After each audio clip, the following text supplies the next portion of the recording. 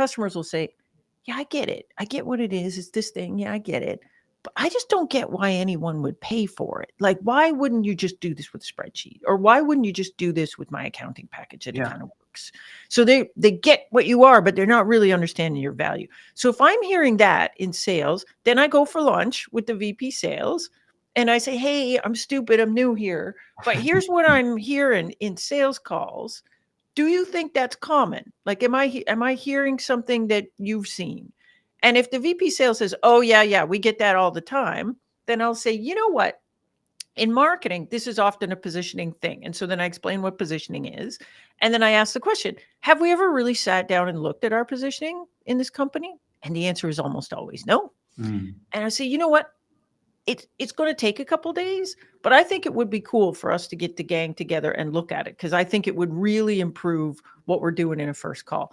And if sales says, yep, then I'm halfway home at that point. Then what I do is I go over to product and I inform them. So I go over there and I'm like, hey, I'm sitting over those sales calls. Here's what I'm hearing over here.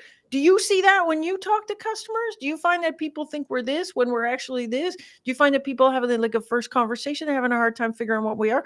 And if product agrees, now I'm ready to go to the CEO.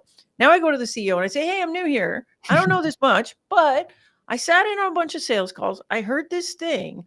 And in marketing, we call this positioning. And I think it would make sense, before we pour a lot of money into marketing campaigns and stuff, it would make some sense for us to just look at our positioning. Maybe it's fine. Let's just get the gang together and look at it. We'll need a couple of days.